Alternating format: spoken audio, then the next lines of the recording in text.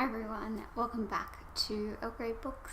I'm Ali and today I am doing my February wrap up. So I read technically 11 books in February. I read 8 of them and 3 of them were DNFs, so we're just going to get started. I will mention that a lot of the books that I did read in February were ebooks, so there's going to be a lot of images on the screen rather than me actually holding up a book, but we'll get into that when it comes to those books. Let's just start. We're starting with 2 physical books. I've only got 3 physical books and 2 of them are the first 2. So I started the month off with Friday Black by, I was gonna look up how to say this name before I did this video and I forgot. So, I don't want to butcher this. So, yes, Friday Black. This is a short story collection and it's all about people of color, specifically black characters and the black experience. Some of them are kind of like a little bit like sci-fi, some of them are a bit kind of like post-apocalypse sort of things. Most of them, well actually all of them are pretty messed up. I gave this one 4 stars. I really enjoyed it. I really loved, there are quite a few stories I really liked, but one of my favorite ones was actually the first one, which is called The Finkelstein Five, and also there were a few about retail, which were actually surprisingly accurate, specifically like working in retail on Black Friday, which we don't have here in Australia really, but I could definitely relate to it as like the Christmas rush but less violent. But I really enjoyed this collection and I would definitely recommend it. I'm not usually a short story person, but this one made me feel like maybe I could be, so it was that good. Next one, I think I mentioned this one also in my January book haul. Maybe it was December. This is The Binding by Bridget Collins. It would have been January because that's when the date on the back of my work sticker says. This is kind of like a historical fantasy where there are these people called binders who can take your memories and put them into books. That's not a spoiler, that's the synopsis. This was also 4 stars. This was incredible. It was really slow to start, but it was really like mysterious and enjoyable still. And then it was just like full on. I was so entranced in the story that I just didn't want to put it down. And I just ended up loving it. I didn't think I would. Like I was a little bit like hesitant about this one, but wow, yeah, it was definitely worth the read. And now we go on to some ebooks, and more specifically, we go on to actually all 3 of my DNFs for the month were one after the other. I got my computer here, so I'm going to look at that. First one was Hell Bay by Kate Rhodes. I DNF'd this one because it felt a little bit too much like the show Broadchurch, and while I love that show, I think it's incredible, I didn't really feel like reading the same story. Like it just felt a little bit like I knew it was different, but I just like, it's one of those things that like after you make that connection you just can't stop thinking about it, and I knew that I wouldn't be able to enjoy the book having made that connection. My second DNF for the month was After the Lights Go Out by Lily Wilkinson. I love Lily Wilkinson, and this is kind of like a strange one for me because I DNF'd it, but I think it's one that I would like to go back to maybe in a few years' time. It just wasn't what I wanted at the moment, and I think maybe even a few months down the line, maybe I'll try it and see if I can get further along than what I did. But I made the decision to DNF it and leave it unrated for now. Next one I have, my final DNF for the month was The Tattooist of Auschwitz by Heather Morris. This is a fictionalized account of a true story of, as the title suggests, the tattooist of Auschwitz, who was a man that, tattooed people in Auschwitz. And then he moved here to Australia with his wife, who he met in the concentration camps. I think that this is a beautiful story, and I think he's an incredible person and incredibly brave, and I'm sure that their love story was very sweet and romantic from what I've been told, but I just hated Heather Morris's writing.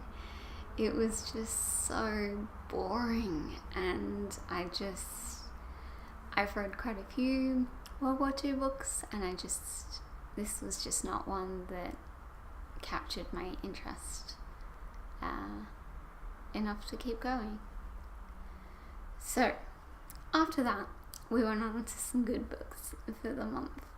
In fact, I had a pretty great month, really. I think other than the DNFs, I don't think I rated, these were all 4-star books. So there's that. So the next one I have was The Colour of Magic by Terry Pratchett. This was my first time reading Terry Pratchett, and I loved this book. It was so much fun, and I was laughing at everything, and I think that some of it was confusing and I didn't really get it, but I think that because this is the first book in the massive Discworld series that he has, I think that there's still time for me to understand more about what's going on with the characters and things like that. So I'm very excited to be continuing on with that series, hopefully soon. Maybe, who knows when I'll have time to read these books. The next one I have is a little essay collection called, I think it's Axiomatic. I've never actually heard this word used in a sentence, so that's a complete guess. But it's by Maria Chamarkin, and this was part of the Stella Prize long list. I'm going to link a couple of things below. I'm going to link my pre-reading blog post thoughts about the long list, and I'm also going to share Jacqueline from 6 Minutes For Me. She did a video on her thoughts about it, and she's just great, and there's not a lot of people on BookTube that talk about the prize, so I really recommend that you go and check her out. Also, I already liked her, she's already great, but this made her even greater.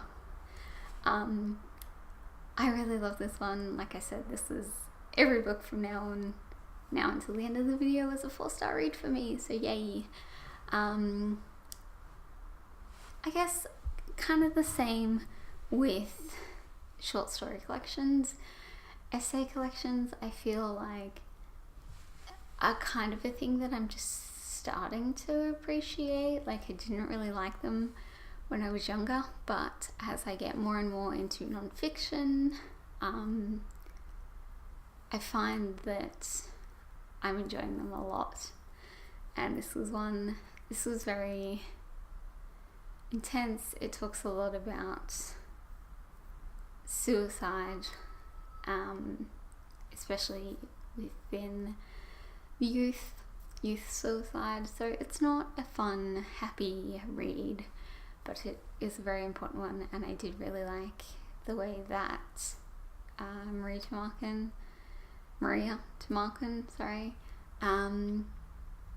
discussed the topics. So next one is I read a poetry collection because I have to read at least one poetry collection per month. This one was a 2019 release that I didn't realize was coming out, and it was called If My Body Could Speak, and it's by Blythe Bard.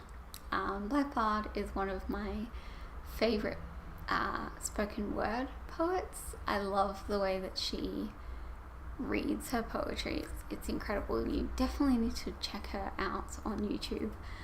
And yeah, I loved her first collection, and I was so excited to read this one, and yeah, I really loved it.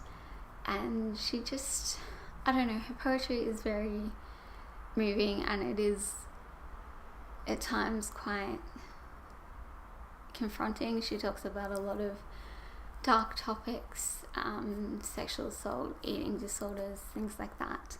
But she does it in such a, I don't want to say like a positive way, but like a real way. Like, and I just really connect to that.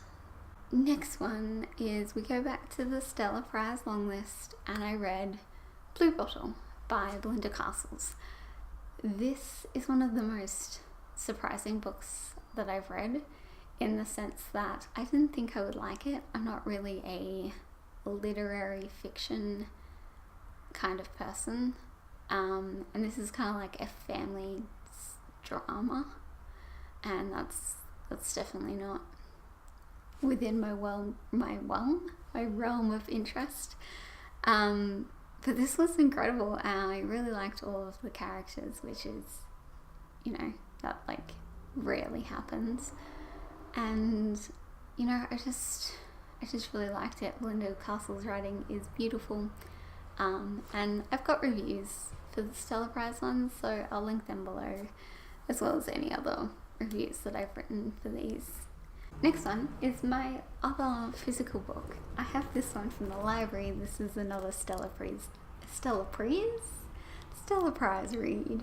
This is Pink Mountain on Locust Island by Jamie Marina Lau. This is like one of the weirdest books I've ever read. I couldn't tell you the plot or like anything, but it's really good. The writing again is just incredible. I believe this girl is only like 20, which just like blows my mind.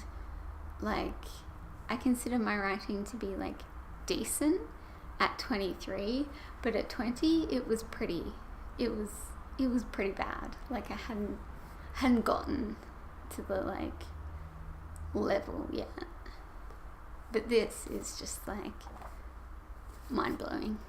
So what's the point? We might as well all bow to Jamie Marina Lau and be done with it. Last book of the month. I read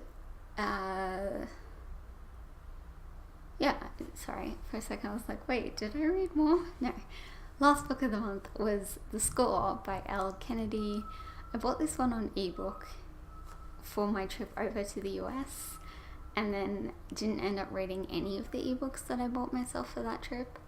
So that was the thing that happened that we don't talk about. But I finally read this one. I really like this series. This is the third book in the Off-Campus series. It just makes me really happy. Like, it's not you know, there's no like great like plot twists or anything like that, but it's just a fun read, and I just wanted something kind of light-hearted and a bit romancy after having read some kind of tough books this month. Yeah, and I guess I was just kind of feeling that a lot of the books I've been reading have been pretty intense lately, which I enjoy, but I just wanted something to kind of like kick back and relax with, and Elle Kennedy is perfect for that. So there we are. That was my February wrap up. I'm really excited that I managed to get through 11 books in Feb. Back in like 2017, those were like, I was reading like 16 books a month. So I'm happy to be kind of like getting back to that, having had a slow reading year last year. And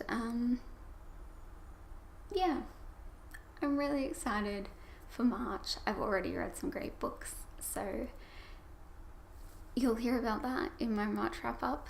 But for now, I will see you guys next week. Not next week, in a few days. Maybe it is next week. It'll be next week. I don't know what my video is yet, but I will see you all then. Thank you so much for watching. Bye.